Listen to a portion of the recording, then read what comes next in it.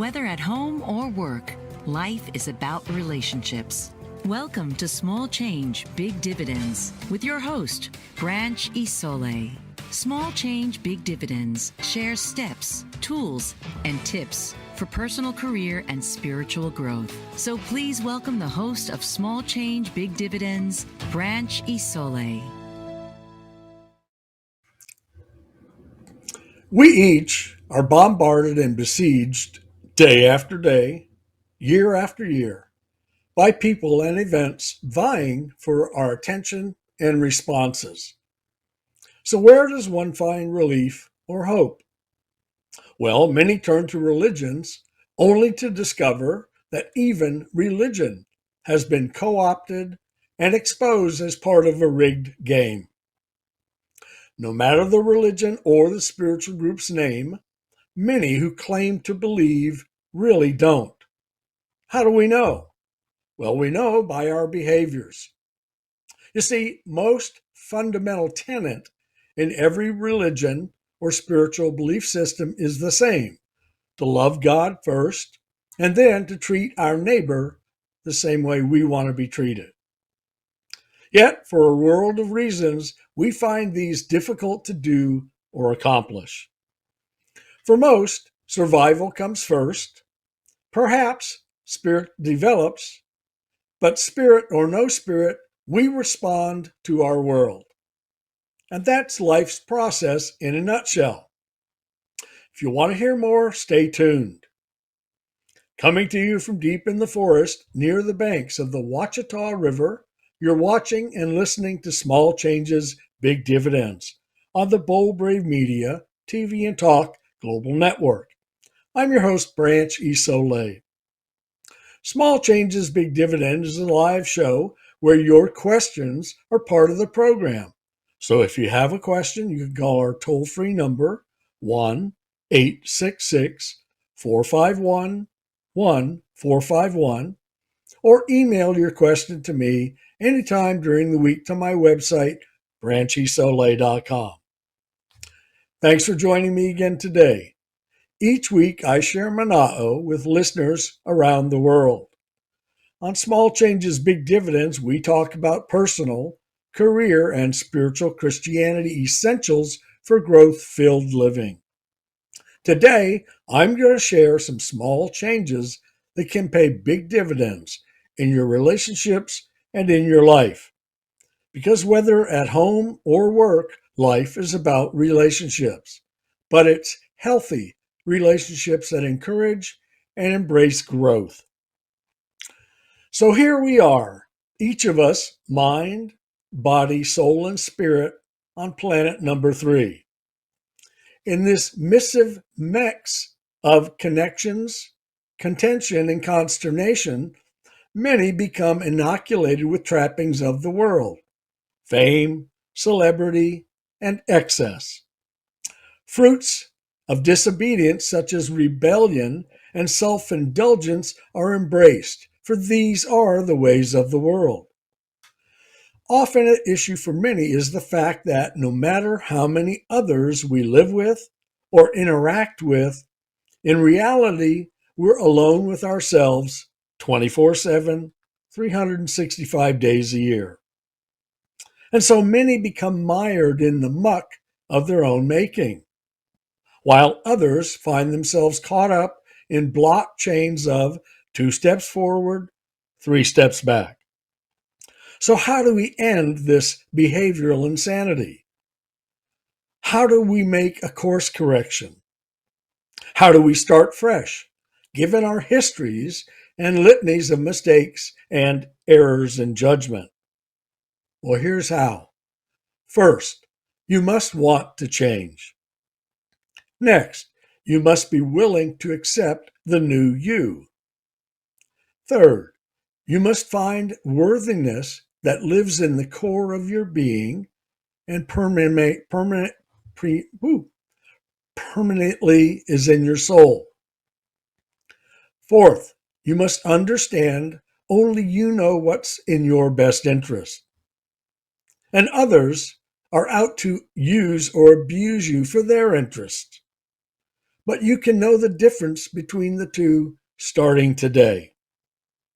Fifth, we've all made mistakes and choices of inappropriate behavior in the past, but these do not control or dictate our choices and decisions today or in the future. Sixth, you must forgive yourself, knowing who you were then, and choose to be a different person now in your future. 7, you must understand, although a spiritual path is easy to stay on, it's easier to fall off and remain off. It won't appear or feel easy at first. It will actually seem to be even more difficult once you've started on your spiritual journey. 8, you're not alone. Thousands of people over millennia have struggled and have been where you are now. But they found inner strength and fortitude to persevere, to overcome their past and circumstances which held them hostage. 9, you're not alone. Millions of people in your world today live with and in circumstances far worse than yours. 10, you're not alone. There exists a universal spiritual power that will abide with you to guide you on your path, so you should choose to blossom into the new you. I invite you to come back to these 10 as you begin your spiritual journey. So, now, knowing these 10, what's next? Well, first, we have to believe that God exists. You see, God wants us to think and respond universally, realizing that despite our differences, we are one. The world's troubles are born of covetousness, fueled by greed, using opportunities to blame others. And as we learn to embrace a world that encourages and provides ways for us to stay focused primarily on self, we go down this path until we're ready. But when we're ready for a spiritual path, our question becomes, how do we change the path we're on now in order to change our life? How? Simple, by changing our choices, responses, actions, and reactions. You see, first, within our lives, our primary focus is always ourself, and that's where the change has to take place. Once we've changed ourself, we can begin to change our life around us. The life that we live with the people important to us, the life that we have with people that come into our life, and finally, out into our small sphere of influence. You see, we each have the capacity and the impetus to live with or without correction.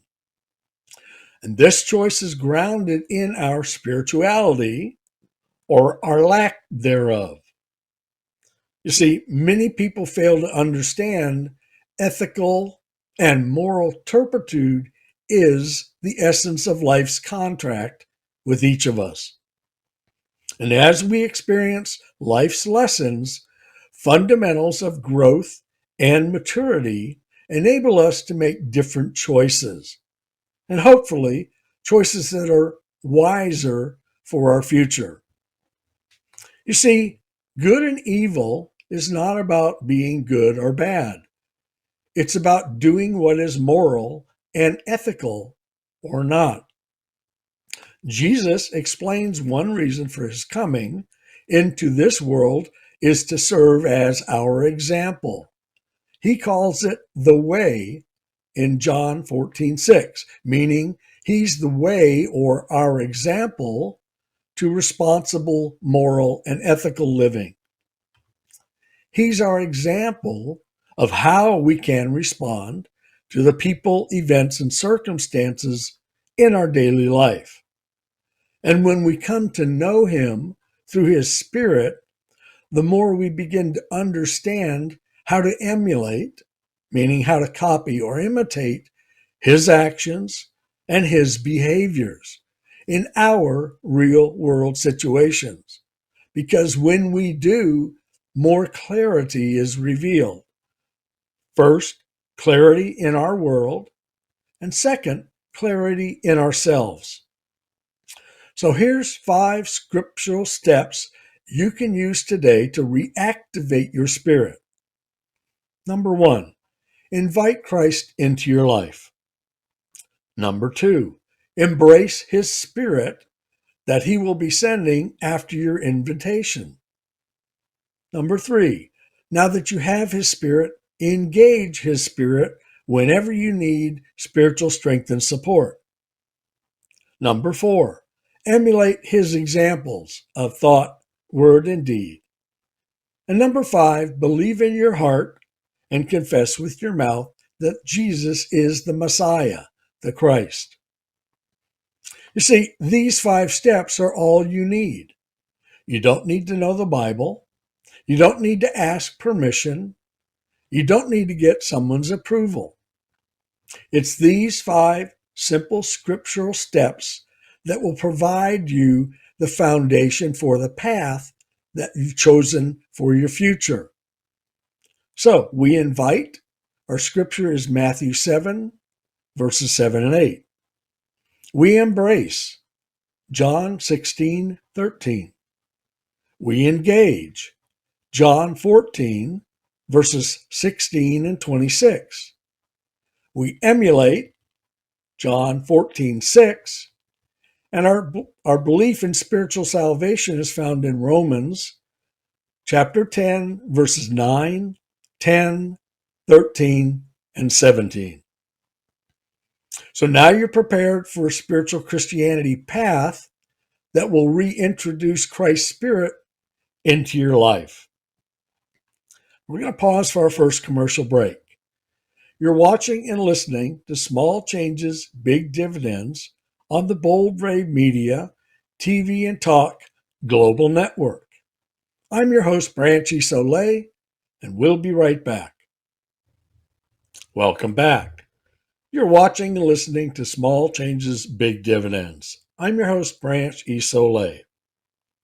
God's love is so great that he gives us free will and asks nothing of us in return. You see, he'll never coerce, cajole, try to convert, or convince you to believe in him or his son. He gives each of us free will to make that decision on our own. By activating a spiritual relationship with God through Christ, it must be voluntary. Why? Well, if we didn't have free will, what would be the point? If God were a puppeteer, what would be the point of being here living this life? That's why it's our choice to invite Christ into our lives or not. But when our spirit is reactivated by his, he becomes our guide, our advisor, our counselor, instructor, aid, and teacher whenever we ask. We now possess his spiritual strength to guide us into our future. And every time we need him, we simply ask, in this situation, what would Jesus do? You see, to many, this may sound trite or corny, but when you have his spiritual strength and you ask, he will answer. That's his promise. You see, the world's ways are designed to distract us from realizing that God's Spirit already dwells within us. As our Creator, we are of and from his Spirit. And from that moment, when we invite Christ back into our lives and accept his spiritual guidance as our counselor, we again become his living children. And not having his Spirit keeps us separated from him. Once we've received his Holy Spirit, each step on our spiritual path brings us closer to him. And the further on the path we travel, the more we see his active being with us in our daily life because we now have His Spirit of truth within us. And as such, we can start bringing balance between our physical needs and our spiritual grounding. And it's this burgeoning balance that enables us to become more complete as people, as individuals, and as partners at home or work, because we're a new combination of physical and spirit. And as we grow in completeness, we become more balanced, more fulfilled, and more respected in our lives.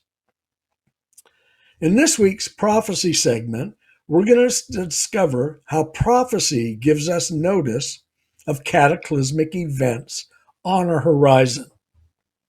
You see, prophecy is like a puzzle, and it becomes clear as the precursors begin to reveal more of each event ahead. Fulfillment of prophecy doesn't spring from nothing, as if out of the void of invisibility, like a magician's prestidigitation. For this reason, many miss the precursor links and relationships that are being revealed in today's news. You see, Bible prophecy is about forewarnings. It's about coming events we need to be aware of and need to be looking for so that we know where we are at on the end times chronology path. So let's peek behind the veil and identify some actions and activities that are in your newsfeed every day. Here's an example that many fail to admit. Humans contribute to climate change. Now, this shouldn't be a novel idea any longer because its climate change increased presence is not only borne out by the data that's been collected over time, particularly the last 50 or 60 years, and it becomes awful difficult to ignore that data as well as our own experiences with the storms all year long that we now encounter. Hurricanes, tornadoes, rainfall events, flooding, or drought and wildfires. You see, historical records and firsthand experiences show climate's consequences. And it shows that the consequences we endure are becoming more severe, more frequent, and more deadly than their predecessors in the past. We have more storms with more destruction, more intense storm activity with more deaths and injury. You see, climate's consequences affect more people today, more often in more places worldwide than any previous time in history. Perhaps you've heard Matthew 24 quoted in Jesus' own words where he tells us, "You will hear of wars and rumors of wars. Do not be alarmed. Such things must happen, but the end is still to come. Nation will rise against nation, and kingdom against kingdom. There will be famines and earthquakes in various places." Jesus tells us these are the beginning of birth pains. It's these acts and repercussions in one part of the world that can ripple and cripple outward across the globe, affecting many people in different parts of the planet easily and prodigiously. And if we add to this the social and mass media platforms with instant communication capabilities, connecting electronic information to individuals globally is part of our daily life. There's no one alive who can miss or not be privy to or exposed to events in real time, 24/7, no matter their location. And as students of prophecy, you and I know that a key to this information is to start looking at the news through prophecy lens. That is, what do the things happening in our world today portend for our future based on what prophecy reveals? By being aware of events happening today that are part of the stage being set for the larger, catastrophic events described in prophecy for the end times and last days. So here are a few examples to help get you started. These are notable news activities in our news that are precursors to end time events we're told to be on the lookout for. Pandemic viruses like COVID, polio, and monkeypox. Identity tracking systems, both paper and electronic. Surveillance through facial recognition software. GPS tracking by technological devices. Identity and tracking of individuals, particularly those who refuse the authorities. Increase in authoritarian regimes globally. Political parties and groups who want to curtail or eliminate civil rights. Immigration and ethnic diasporas around the globe. Militarization and military-equipped police forces and surveillance units. Social discord, protests, and revolts. Economic and financial resets. Preparation for the Third Temple in Jerusalem for Jewish worship, and irreversible climate change. These are just a few of the headlines that are in our papers and in the internet news feeds we get every day. And every one of these I've just described for you is prophesied in the Bible. You see, the gospel of Christ will be shared throughout the world, and then the end will come. Why? Well, because never before in history has technology existed, allowing the entire world's populace to be presented with the gospel. Most people around the world today have access to technology and technological devices, and yet many are separated from the gospel of Christ. Why? Well, most often it's by choice. For billions of people who came before our time, Bible stories were just that. They were stories. Prior generations did not see revealed in their lifetimes any end-time events expected or foretold. And yet, you and I live in the generation witnessing God's prophetic word unfold. See, for more than 2,000 years, believers and followers of Christ anticipated his second coming.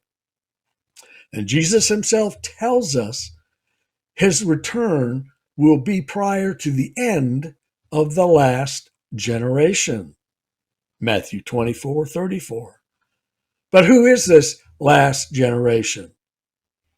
Well, it's us. The last generation is believed to be those born and living after the 1948 reconstitution of Israel as a nation. This event happened May 14, 1948. So we, as the last generation, are privy to and seeing as a world the end times and last days described in prophecy unfolding before our very eyes in our daily news feeds. In a recent episode, we talked about the 7-year tribulation period. And that episode prompted a question from one of our listeners who asked me to clarify. So, Jim, thanks for your question. Here's the clarification. The 7 years of the tribulation are divided into two separate, specific time frames. Each one is 3.5 years, or 42 months, or 1,290 days in length. You see, Scripture uses all three of these different time designations, years, months, days, to help you and I, as prophecy watchers, to pinpoint the duration of the 7 years so that none can claim they didn't know. And the most important part of those 7 years is the midpoint, halfway through these two time frames. Because at that midpoint, several actions will occur that will change the entire world as never before in human history. Know this: at mid-tribulation, every human alive will be affected by the mid-tribulation events. The first 42 months will prove to be filled with disasters, death, and damage, but will also have some dichotomies. It will also be declared a time of peace and security, or peace and safety. On the one hand, that's what the authorities will be saying. On the other hand, horrific cosmic and environmental disruptions will be taking place all over the world. There will also be a spiritual revival, which will be contrasted with hedonism on steroids. There will be political intrigue and a clamor for global unification. You see, these 3.5 years are going to produce an overtness on the one hand and subtlety on the other hand. Our new normal will be peppered with untold disasters. And God's two witnesses, Moses and Elijah, will show up in person on the steps of the third temple in Jerusalem to share perilous warnings to the world. And as their prominence and presence unfolds, there will be another focal point that will divide many. You see, these months will literally be viewed as the best of times and the worst of times. And the world will be primed for its new leader, the arising emissary of Satan, who will become the world's ruler. The mid-tribulation events will literally change the whole world with the coming of the Antichrist and his forces. At mid-tribulation, events will move quickly as the fifth trumpet in heaven is sounded. The most immediate action will be the invasion and vanquishing of Jerusalem, followed by the deaths and resurrection of God's two witnesses, Moses and Elijah.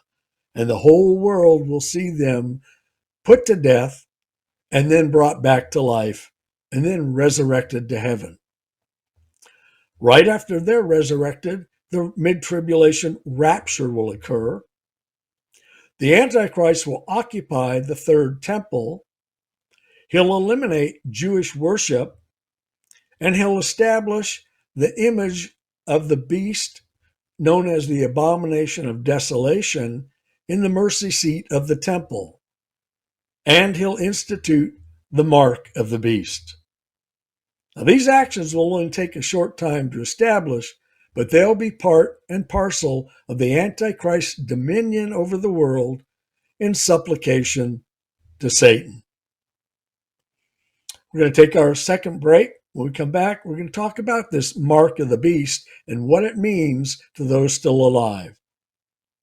You're watching and listening to Small Changes, Big Dividends on the Bold Brave Media TV and Talk Global Network. I'm your host, Branch Isole. I'll be right back. Welcome back. You're watching and listening to Small Changes, Big Dividends. I'm your host, Branch Isole. We're at the mid-tribulation point, and the mark of the beast will be instituted. It's a decree that will go out to everyone on the planet. Take the mark of the beast or be put to death. You see, acolytes of the Antichrist will be identified by this mark of the beast. It will be an identity mark on the forehead or the hand that will allow people to live, buy, and sell in this new world economy. Those without this identification mark will be banned from the economy and hunted for either compliance or elimination. The mark of the beast is an outward evidence of capitulation and acceptance of the Antichrist and Satan. So if you're alive during these last days, meaning the final 3.5 years of the 7 years tribulation, not having the Antichrist mark may result in death, but remember this, not having the mark will also keep you from eternal damnation. So if you're here, decide wisely. Now, although there will be environmental and cosmic disturbances in the first 3.5 years of the tribulation, as I mentioned, it will also be declared a time of peace and safety, or peace and security for many. But behind this false sense of well-being, not only escalating environmental calamities will take place and be called climate change, they'll actually be the increased end time events being churned up before our very eyes. In the run up to the big events that most people have heard of, there will be an awareness of a predictability. However, most people, like today, are going to miss the focus and purpose and the fallout of these consequences from these events. On the other hand, the final 3.5 years of the 7 year tribulation will be like no other time in human history. You see, God has drawn a line in the sand from which there will be no return. When the treaty between Israel and her enemies in the coming Ezekiel war is confirmed and accepted by all parties, a seventh seal will be opened on the scroll in heaven. And this will be followed by a cataclysmic warning to the earth. You see, if you're watching the news today, the focus is on the Gaza Hamas-Israeli conflict. And on the rim of that conflict, we have all this interaction and interference from Israel's enemies, Hezbollah, the Houthis in Yemen, Iran, of course. And the world's focus is now on the Gaza conflict. But know this, the Gaza conflict we're witnessing is just a prelude. You see, Israel's going to come out of the Gaza conflict damaged in the eyes of the world. And the world is slowly going to turn away from Israel's support until finally they are left isolated on the world stage. But the turmoil that they are involved in now and instigating in so many instances is going to become against them. When the world has had enough of Israel, the world will form an alliance where Israel will be left alone. When you see this, you know that the Ezekiel war is right on the horizon, or as Christ says, right at the doorstep. When the Ezekiel war happens, Israel's enemies will be prepared to invade and annihilate Israel once and for all. This will be the start of the 7 years of tribulation. Now, when we hit the mid-trib point again, Israel will be invaded by the Antichrist. He will have come to power and be known by the world for who he is. The two witnesses, Moses and Elijah, will be killed. The fifth trumpet will sound, and the mid-trib rapture takes place. But in addition to the tyrannical and dictatorial worldwide rule by the Antichrist kingdom, the last days, or the wrath of God, will continue to intensify, taking many lives. And it's during these last 3.5 years that trumpets 5, 6, and 7 are blown in heaven, and the 7 plagues of the Great Tribulation will be poured out upon the earth's inhabitants, meaning global death and destruction will be horrific. By accepting and taking the mark of the beast, life will not be guaranteed to be saved. In fact, just the opposite. The mark of the beast will assure your absence in God's eternal presence, and that's all. You see, God's focus and presence in the final 3.5 years will be on the redemption and the spiritual reconciliation of the Jews, or the remnant of Israel, who are still alive. When God has Moses and Elijah raptured, followed by the rapture of all the living and dead Christians and Messianic Jews for the last 2,000 years, those who recognize Jesus as the Messiah, when his spirit is pulled out from the world with the rapture, everyone alive in the Great Tribulation will be left without his spiritual protection. You will be on your own if you're in the last 3.5 years.